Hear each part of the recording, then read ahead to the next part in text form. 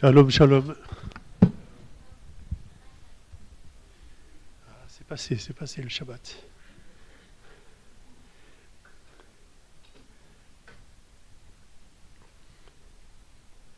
Je fais toujours attention à l'heure pour pouvoir vous libérer assez tôt. Mais pendant que je parle, j'oublie complètement l'heure à laquelle j'ai commencé. Alors, je fais confiance au maître du temps. Vous faites un grand signe, ou alors vous vous approchez, vous me bousculez. Je suis content d'être avec vous. Vous savez de quoi je vais parler, bien évidemment.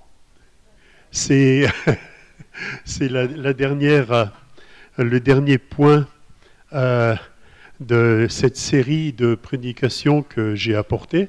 Vous vous souvenez, sur les 6 questions de Dieu. Je rappelle très rapidement, donc 3 questions qui ont été posées à Adam et Ève. Première question, où es-tu? Une question existentielle.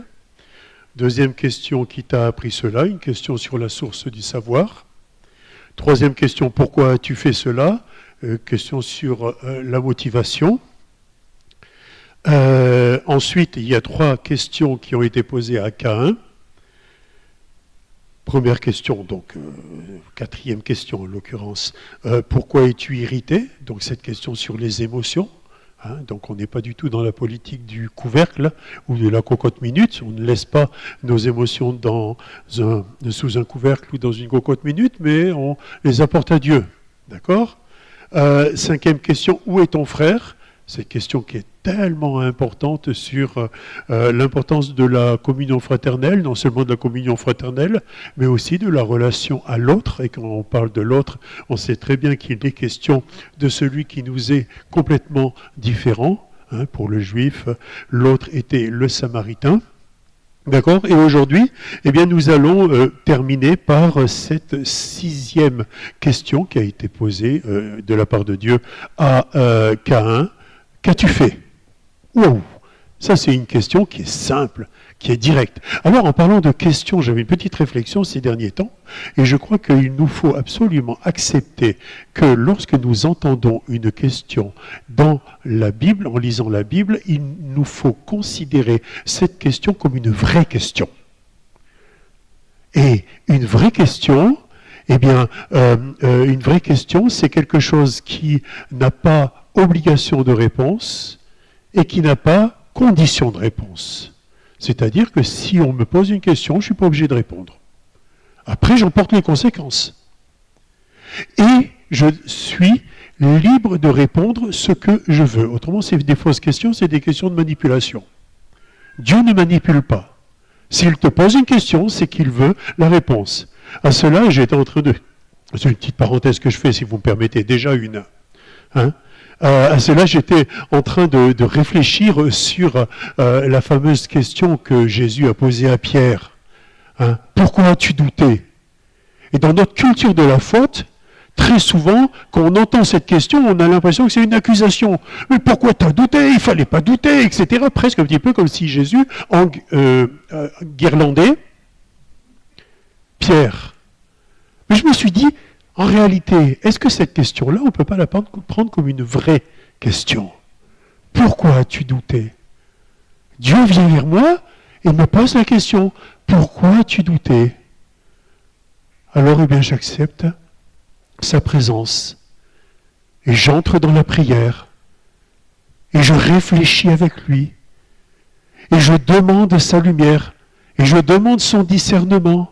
Mais oui, Seigneur, au fait, pourquoi j'ai douté?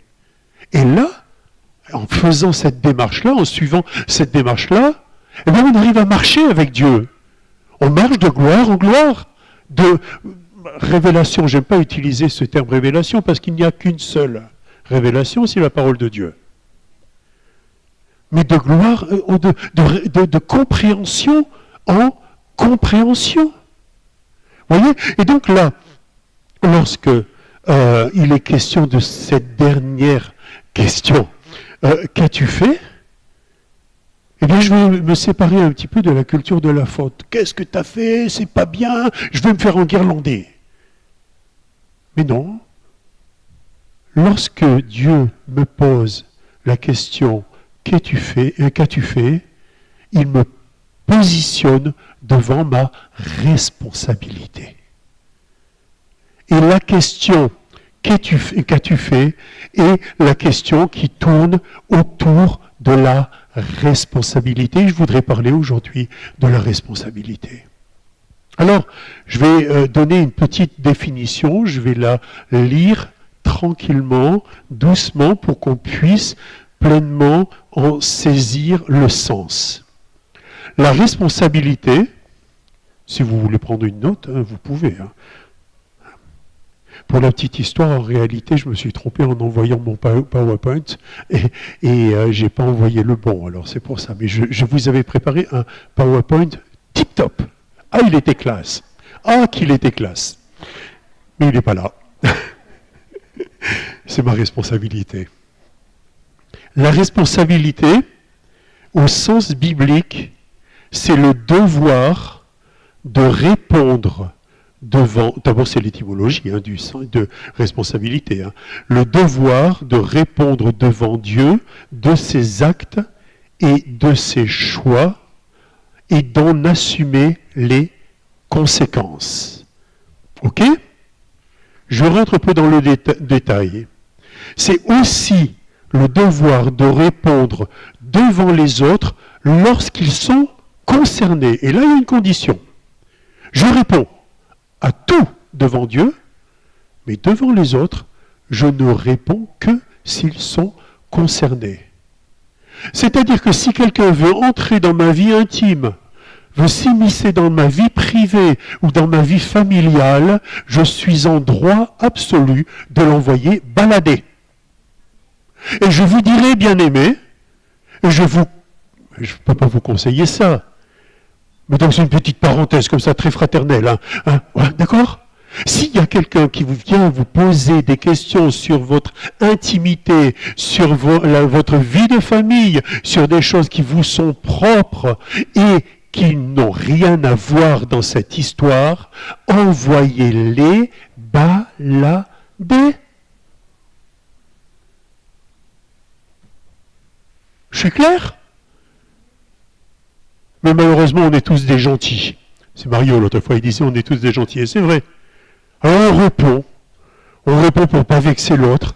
Mais de notre côté, il y a quelque chose de profondément inique dans cette affaire. Ma vie me concerne les miens et concerne Dieu. Ce qui, dans ma vie, vous touche, ça vous concerne. Ce qui, dans ma vie, ne vous touche pas, ce n'est pas vos affaires. Est-ce que ça vous va ? C'est une petite discipline de vie, hein, mais discipline de vie, de temps en temps, ça ne fait pas de mal. Un autre point concernant la responsabilité, elle implique donc à la fois la liberté d'agir et l'obligation de répondre de ce qu'on fait. Est-ce que c'est clair ? Hein, la responsabilité n'est pas quelque chose de l'ordre de la culture de la faute, où t'es responsable, oh là là, c'est pas bien, mais la responsabilité, c'est l'expression de notre liberté. Je suis responsable de mes choix, je suis responsable de mes paroles, je suis responsable de mes actes, je suis responsable de l'ensemble des choses que je fais, mais d'un autre côté, si j'en suis responsable, c'est l'expression de ma liberté, mais d'un autre côté, je dois accepter aussi les conséquences de tout cela. Ok ? Alors on peut dire, oh, mais dans la parole de Dieu, est-ce que l'homme est pleinement responsable de ce qu'il fait, surtout après la chute ? C'est vrai qu'avant la chute, on s'aperçoit que l'homme est l'image de Dieu, que l'homme, l'humain bien évidemment, a reçu le devoir, la possibilité de présider la création. L'humain a été appelé à être le gardien et le cultivateur du jardin. Donc tout ça, ce sont des responsabilités. En l'occurrence, gardien et cultivateur ou gardien et esclave, parce que le terme hébreu, est tiré du verbe oved, oved, qui veut dire travailler, œuvrer. D'accord, hein, ce sont les mêmes termes qui sont attribués aux sacrificateurs dans le temple. Et ça, il y a un lien très étroit entre Adam et Ève dans le jardin et les sacrificateurs dans le temple. Hein, mais je continue un petit peu après, toujours dans la Genèse, on s'aperçoit que l'humain a le pouvoir de nommer les choses, c'est-à-dire de déterminer ce que sont les choses. C'est un pouvoir d'autorité. Mais tout ça, vous me dites, vous me le dites, hein? Oui, hein, il me l'a dit. Hein. Vous me dites, mais tout ça, c'est avant la chute. Mais la question de Dieu, qu'as-tu fait? C'est après la chute. Ce qui veut dire que la chute n'a pas annulé le principe de la responsabilité. Mais au contraire, quelque part, on pourrait dire que la chute l'a consolidé. Je suis pleinement responsable. Alors le problème par rapport à cette responsabilité, c'est que immédiatement, on s'aperçoit qu'il y a une forme de refus. Et ça, c'est propre à l'être humain. L'être humain, par nature, aurait tendance à refuser la responsabilité. Alors pendant toute une partie de mon partage, je voudrais décrire en réalité ce qu'est le refus de la responsabilité. On le voit dans la Genèse, je vous lis le texte. L'homme répondit, la femme que tu as mise auprès de moi m'a donné de l'arbre et j'en ai mangé. Hein? Et l'Éternel dit à la femme, pourquoi as-tu fait cela? Et la femme répondit, le serpent m'a séduite et j'en ai mangé. C'est-à-dire, je vous l'ai déjà dit plusieurs fois, l'homme dit, c'est la faute de ma femme et c'est la faute de toi parce que tu n'avais qu'à pas me la donner. D'accord? Hein? Et la femme dit, c'est à cause du serpent. Et le serpent ne dit rien parce que lui, en réalité, il n'y avait personne derrière lui. Voilà. Hein. Et donc, on voit ce refus de responsabilité. Et le refus de la responsabilité, c'est quelque chose qui est grave parce que ça participe au refus, quelque part, où c'est la manifestation de mon refus de mon autonomie, de mon libre arbitre. Si je refuse d'être responsable, je deviens sujet de celui à qui je donne la responsabilité. Est-ce que vous me suivez ? On va rentrer un petit peu dans les détails quand même. Hein. Donc mon refus, le refus de l'autorité, alors que tout de suite, dès les premières questions, on s'aperçoit que dans le dialogue entre Dieu et l'humain, c'est toujours je et tu. Vous avez remarqué, c'est je et tu, et c'est jamais je et l'autre. Ou alors c'est jamais toi, Dieu et elle. Ou alors ils ont essayé, mais ce n'était pas OK. Je te prends un exemple. Dans 1 Samuel 8, alors qu'on était en une forme de théocratie, le peuple d'Israël dit... Allô ? Hein, le peuple d'Israël dit à Samuel, nous voulons un roi comme tous les autres peuples. Samuel répond, ok, vous aurez un roi, mais il dominera sur vous. Attention, le peuple d'Israël était appelé à être un peuple libre. La première parole des 10 paroles, c'est « Je suis l'Éternel, ton Dieu, qui t'a délivré de la terre d'Égypte, de l'esclavage. Hein. Voilà, je suis l'Éternel qui t'a libéré. » Et là, il voulait quelqu'un. Alors pourquoi il voulait quelqu'un? Pour se défausser. Pourquoi il voulait quelqu'un? Pourquoi il voulait un roi? Parce que le roi porte toutes les responsabilités. Pourquoi il voulait un roi? Eh bien tout simplement parce que lorsqu'il y aurait quelque chose qui ne marcherait pas, lorsqu'il y aurait un problème, eh bien, il y aurait un bouc émissaire. Et c'est ce qui se passe un petit peu dans... Regardez un petit peu le foutoir, pardon, excusez-moi l'expression, mais qu'il y a dans notre pays. Alors on veut des personnes d'autorité, mais dès qu'on a des personnes d'autorité, qu'est-ce qu'on fait? On dit, c'est à cause d'eux. Et c'est eux qui sont responsables.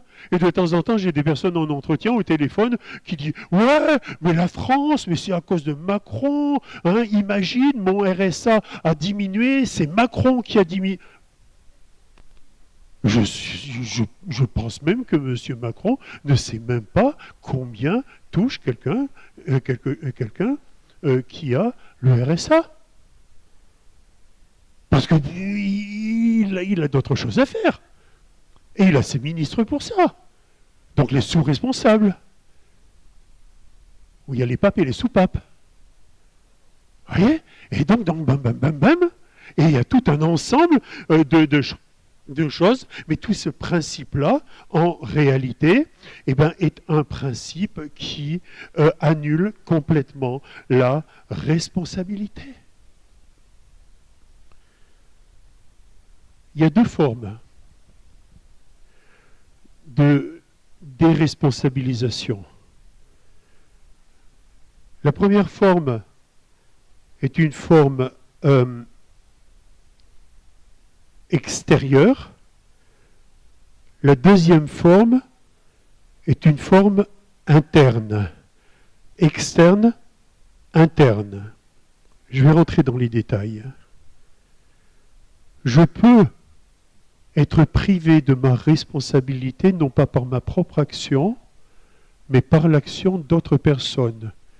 Les autres personnes auxquelles je me soumets. Je prends un texte fameux, il me semble, dans Colossiens chapitre 2 et verset 20. Si vous êtes morts avec Christ au rudiment du monde, pourquoi, comme si vous viviez dans le monde, vous impose-t-on ces préceptes? Ne prends pas, ne goûte pas, ne touche pas, fais pas ci, fais pas ça, comme Dutronc, ou alors comme la série qui est sympa. Fais pas ci, fais pas ça, ne touche pas.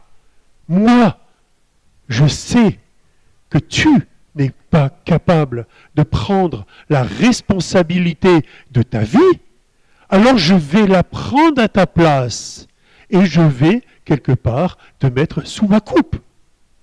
Et ça peut arriver.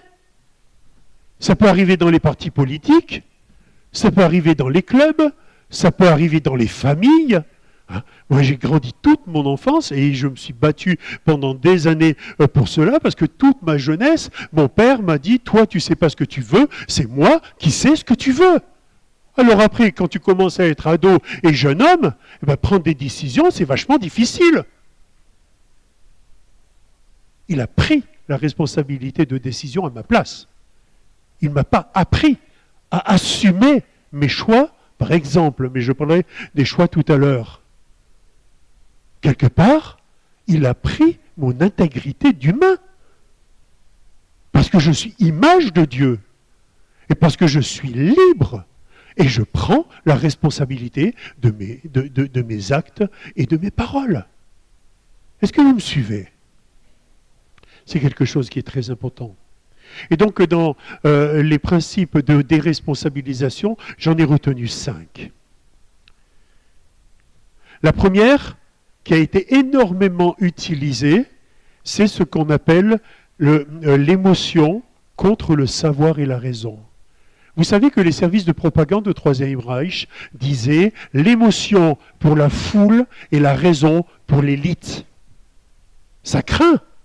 Pourquoi le Troisième Reich, la politique du Troisième Reich, a réussi à faire se lever des milliers et des milliers et des milliers de personnes? Pourquoi tous les gamins ados, qui étaient ados comme aujourd'hui, même si c'était dans les années 40, ils revêtaient tous la chemise brune? Mon père a été chemise brune. Pourquoi? Mais parce qu'il y avait cet éclatement de la dimension émotionnelle. Et quand tu marches dans une dimension, dans une dimension émotionnelle, tu déconnectes ton cerveau. Et ça peut être un principe de manipulation. Et ça peut être un principe de déresponsabilisation.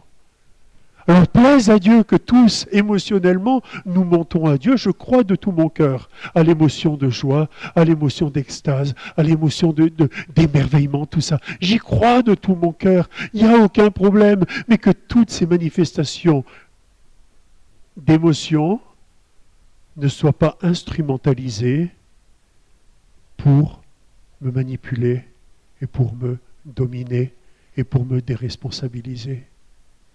D'accord ? Pour ceux qui ont fait un petit peu d'analyse transactionnelle, eh bien, soyons enfants sans aucun problème. Mais après, de temps en temps, on devient adulte quand même. Et on rebranche un petit peu notre cerveau.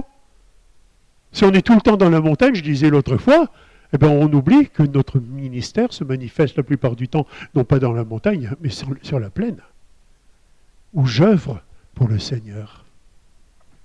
Est-ce que vous me suivez ? Émotion contre savoir et raison.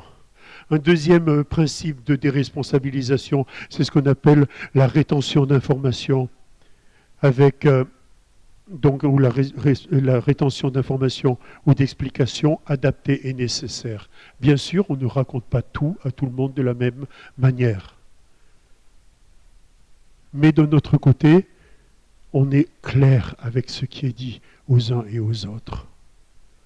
Parce que si, auprès de mon épouse par exemple, eh bien, pendant tout un temps, je vous dis une expérience, on est passé par une période financière terrible.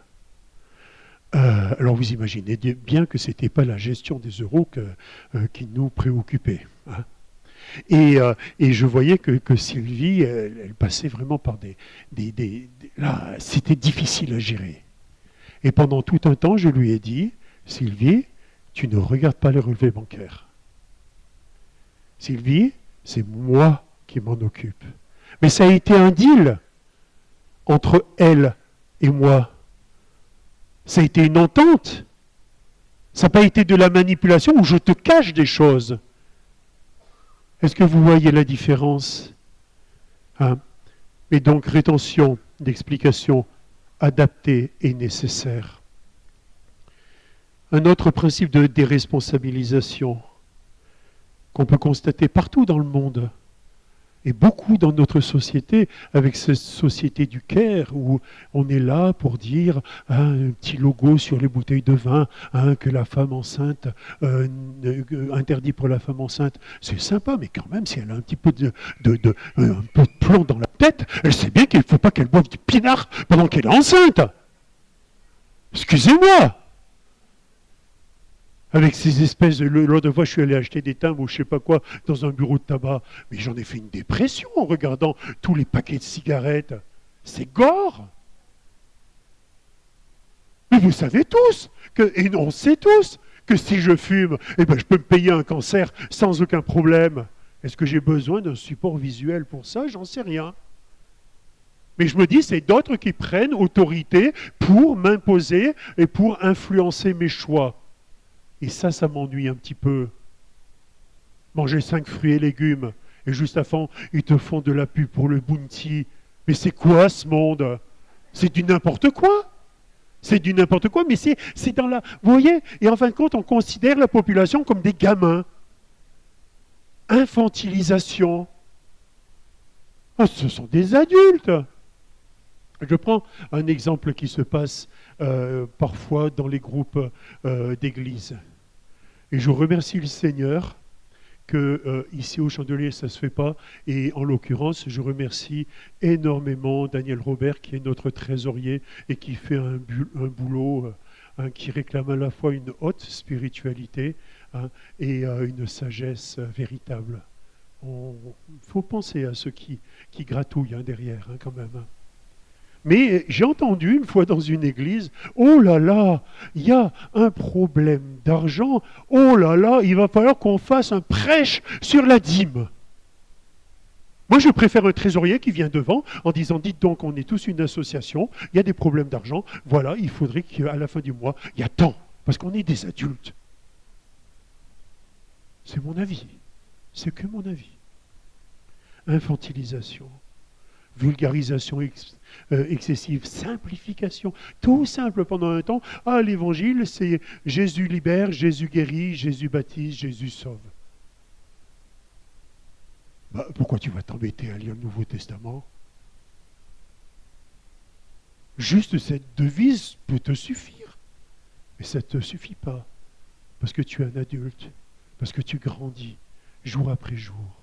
dans la méditation de la parole de Dieu, dans la réflexion sur la parole de Dieu, parce que tu aimes la parole de Dieu. Amen. Ça, c'est ce que j'appellerais les principes. Les principes de, comment dire, de déresponsabilisation externe. Est-ce que vous me suivez? Est-ce que je vous embête pas trop? D'abord, vous savez que c'est la dernière étude de cette série. Donc, après, vous inquiétez pas, je parlerai du péché.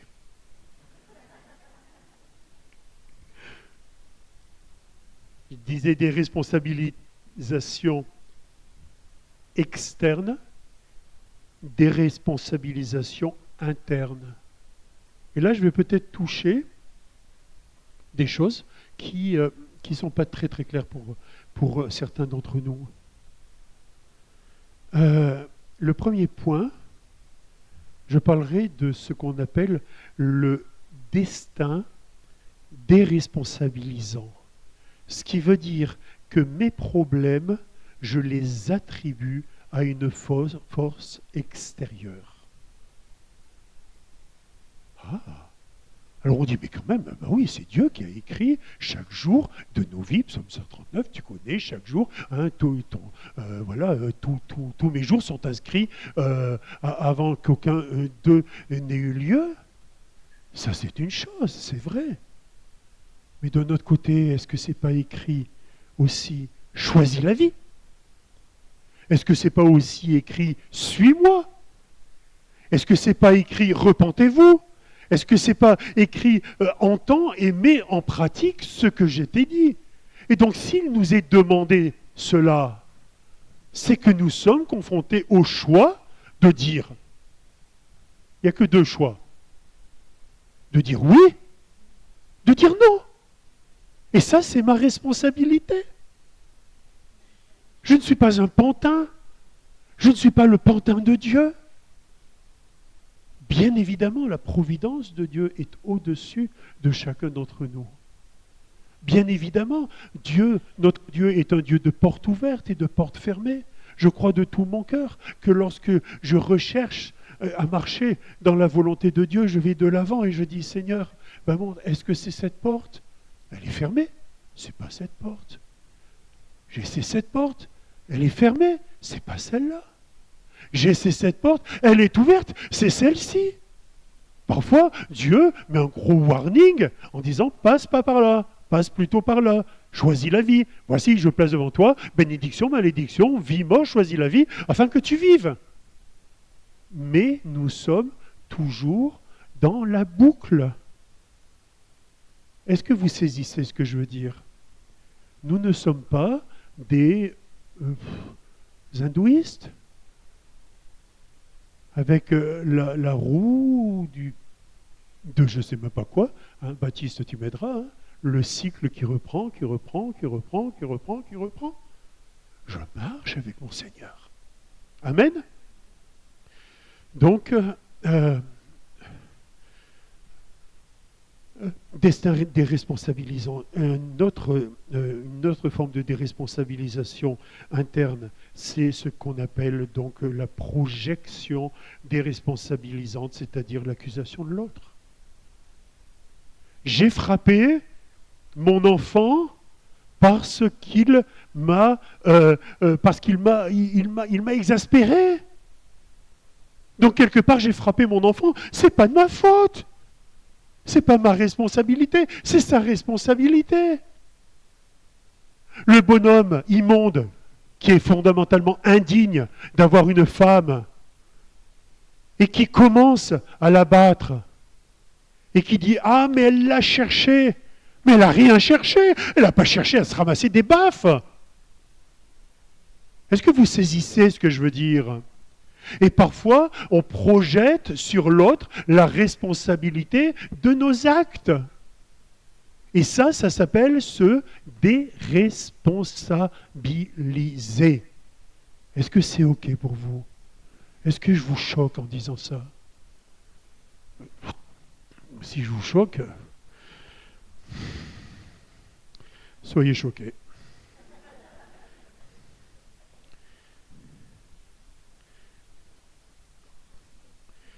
quelque chose qui est presque semblable mais quand même différent. Une forme de déresponsabilisation qui est le déplacement de la responsabilité. Fameuse personne. Ah ben c'est ma petite sœur, elle dit ça. Oh bah tu sais, si je fume, c'est parce que c'est toi qui m'as appris à fumer. En plus, c'est vrai. Mais il faut dire que moi j'ai appris à fumer parce que c'est ma mère qui m'a appris à fumer. J'avais 12 ans. Oui. Ah ben c'est pas de ma faute, c'est la faute de maman. Et ma petite sœur, ah ben c'est pas de ma faute, c'est la faute de Pierre. Vous voyez? Et quelque part, on déplace. Bah, tout le monde fait ça. On fait ça. Je suis dans une église où on permet des tas de choses. Et ben, je le fais. Ça s'appelle des responsabilités, bien aimés.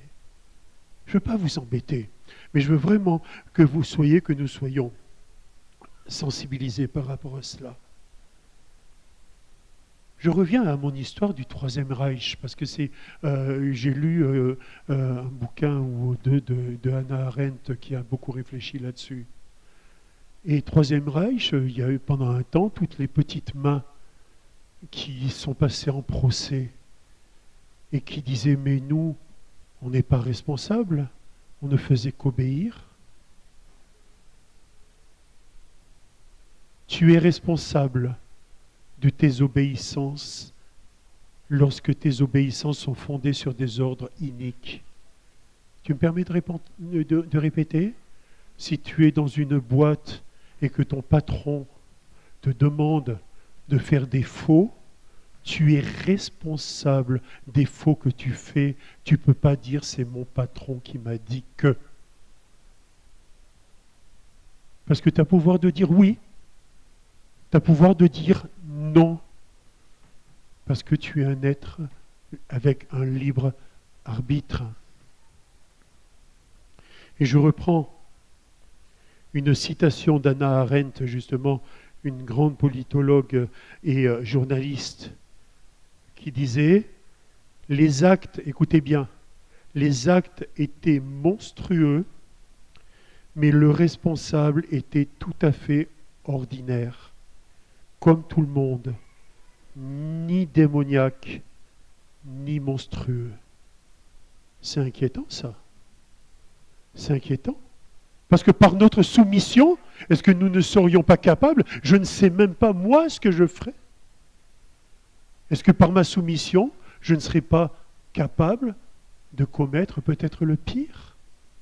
Quand on s'aperçoit aujourd'hui que toute l'Église orthodoxe en Russie bénit les armées, bénit les armes, alors qu'ils savent que les armes qu'ils bénissent seront utilisées pour tuer des personnes, mais soyons face à la réalité, pas à la réelle politique, à la réalité spirituelle.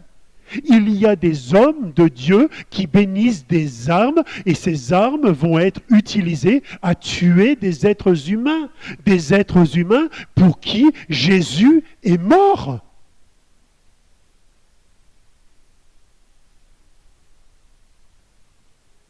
J'ai l'impression que je vous casse le moral. Mais nous sommes des êtres humains, adultes, libre arbitre et responsables devant Dieu. Amen. Et là, on peut dire un grand amen quand même. Hein? Allez, dernier point avant de parler de ma dernière partie. Dans les principes de déresponsabilisation interne, il y en a une autre aussi, c'est la victimisation. Alors pendant des temps et des temps, je disais pauvre victime, et il y a des années, on m'avait rapporté, quand j'étais pasteur à la Côte-Saint-André, une prédication de Pierre Truchel, où dans sa prédication, Pierre Truchel avait interpellé les victimes en disant « Mais oh, atterrissez! Vous êtes responsable de ce dont vous êtes victime. » Moi, ça m'avait foutu en boule, pardon pour la mémoire de Pierre, mais ça m'avait fichu en colère. Et aujourd'hui, je peux dire que je suis à 100% d'accord avec lui. À 100% d'accord avec lui. Je suis responsable de ce qui fait de moi une victime. Je dis pas coupable. Vous faites bien la différence entre coupable et responsable. Georgina Dufoy, du temps du sang contaminé, elle disait responsable, elle était ministre de la Santé, ou Premier ministre, je ne sais plus. Hein, responsable, mais pas coupable. Mais là, eh ben oui, je suis responsable. La personne qui dit j'ai mangé ce gâteau parce que c'était plus fort que moi, c'est-à-dire c'est pas de ma faute, c'est de la faute du gâteau. Pardon? Pardon? Mais ce n'est pas tout à fait exact. Est-ce que vous me suivez, bien-aimés? C'est beau la responsabilité. Ça fait de chacun de nous des êtres humains, adultes, marchant avec le Seigneur, sachant où il va. D'accord? Et maintenant, eh bien, je voudrais rappeler que Dieu nous appelle à être des responsables. Et je voudrais vous énoncer quelques responsabilités que nous avons, si vous me permettez. Parce que, par exemple, je vais lire 1 Corinthiens chapitre 3 et verset 13, « L'œuvre de chacun sera manifestée. » L'œuvre de chacun, d'accord? Hein? Pas l'œuvre de tous. L'œuvre de chacun sera manifestée, car le jour la fera connaître, parce qu'elle révélera dans le feu, et le feu éprouvera ce qu'est l'œuvre de chacun. D'accord? Et donc, je crois fondamentalement que nous sommes responsables de diverses choses. Nous sommes responsables de nos choix. Jean 21, 22. Jésus lui dit, si tu veux, si je veux qu'il demeure jusqu'à ce que je vienne, que t'importe? Mais toi, suis-moi. Tu es responsable de ton choix de marcher avec ton Dieu. Mais regarde, les autres, ils sont tous assis. Eh bien, ils sont tous assis, qu'ils restent assis. Ça veut dire qu'ils ont dit non. Eh bien, ils peuvent dire non. Mais toi, est-ce que tu dis oui? Est-ce que tu dis non? Tu dis non, tu restes assis, il n'y a pas de problème. Tu dis oui, tu suis. Tu suis Jésus. Parce que le principe du discipulat, c'est quand même la suivance. On ne peut pas oublier cela. Nous, responsables de nos choix présents et de nos choix passés. Et quelque part, je pense qu'il nous faut être réconciliés avec nous-mêmes, même par rapport à nos choix passés, même par rapport aux choix qui n'ont pas été les plus heureux, puisque nous sommes là aujourd'hui avec notre histoire entière est là avec nous. Est-ce que vous comprenez ce que je veux dire ? Il y a une expression en hébreu pour dire, par exemple, j'ai tel âge. En hébreu, je dirais, par exemple pour moi, Ani ben shishim verchamesh. C'est-à-dire, je suis fils de 65 ans. Je trouve cette expression extraordinaire. Ça veut dire que je n'ai pas 65 ans, je suis le résultat de 65 ans d'histoire. Waouh! C'est pour ça qu'on peut applaudir les personnes âgées. Est-ce qu'elle est là, notre doyenne, aujourd'hui, Josiane? Est-ce que vous voulez vous lever, s'il vous plaît? Allez. C'est notre doyenne.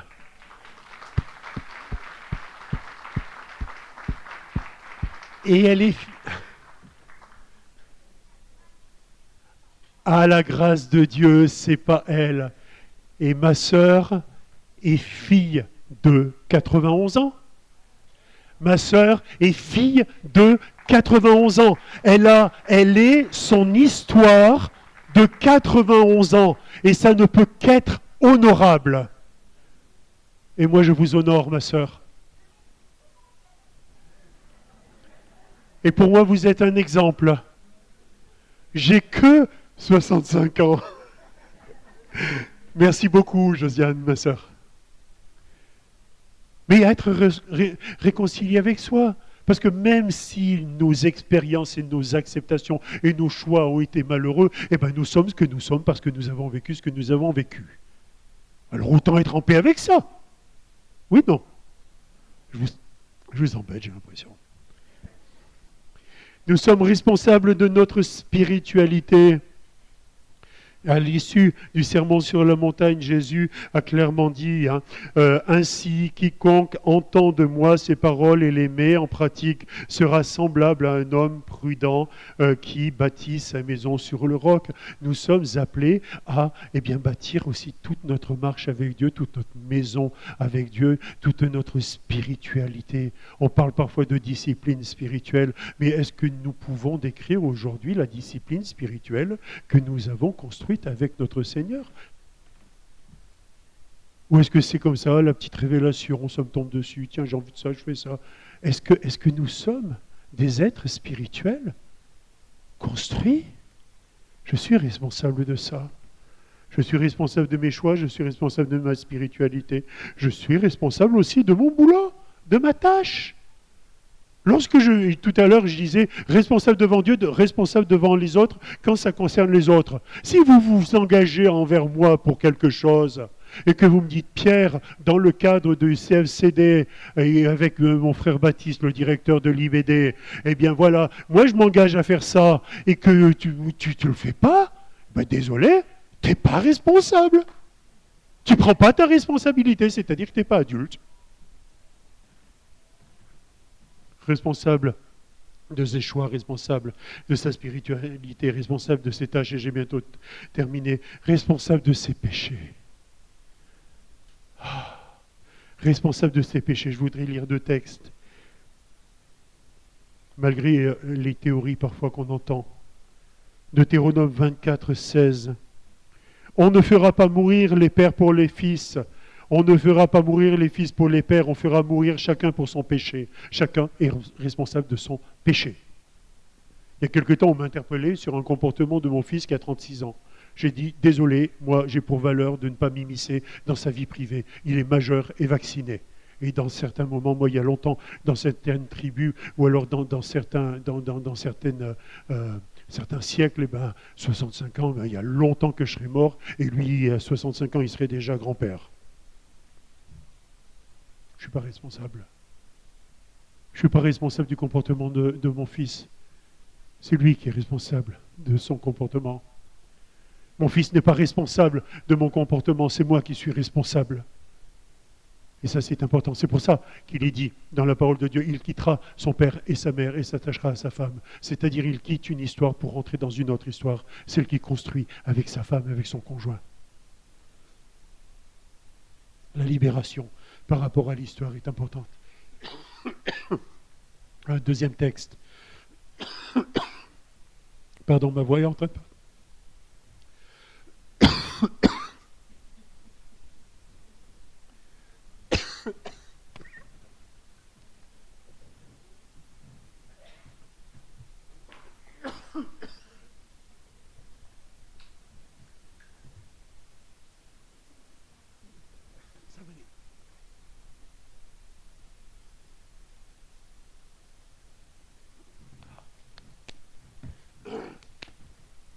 Allô, allô.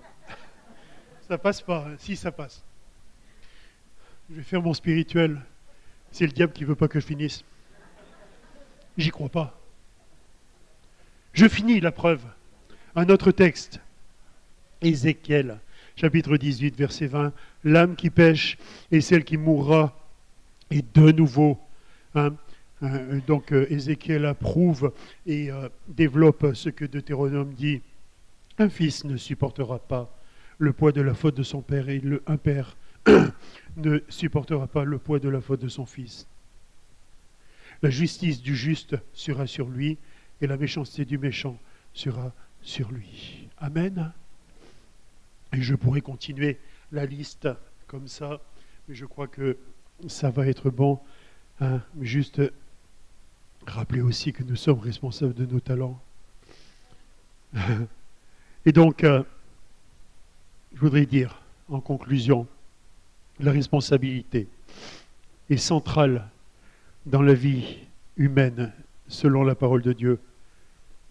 L'homme est appelé à agir avec conscience, à assumer ses actes et à préserver des relations justes avec Dieu et avec les autres. Amen. Donc, bien-aimés, je vous dirai une simple chose. Soyez des femmes accomplies, soyez des hommes accomplis, acceptant la responsabilité, parce que c'est l'expression de notre liberté devant Dieu et de l'autorité que Dieu nous a donnée. Amen. Seigneur, merci. Merci Seigneur, parce que lorsque nous entendons ta question, qu'as-tu fait? Eh bien Seigneur, nous voulons répondre. Nous voulons assumer ce que nous avons fait, ce que nous avons dit, ce que nous avons choisi, ce que nous avons permis, ce que nous n'avons pas fait. Nous voulons l'assumer devant toi et nous laisser nous convaincre, et s'il y a quelque chose dans notre expression qui ne correspond pas à ta volonté, eh bien nous voulons simplement te demander pardon pour cela. Et Seigneur, nous savons que tu es un Dieu qui pardonne parce que tu acceptes la sincérité de tes enfants. Seigneur, je te prie pour bénir les enfants et bénir les plus grands et de bénir les vieux, Seigneur, les personnes âgées, comme il est question dans l'épître de Jean. Chacun dans son histoire, chacun dans sa marche, et que chacun dans sa marche puisse marcher devant toi en responsabilité. Bénis ceux et celles qui se sentent peut-être mal à l'aise par rapport à certains choix qu'ils ont faits. Si ce sont des choix passés, irrésolubles, eh bien, mets sur leur histoire le sceau de ta grâce et de ta miséricorde.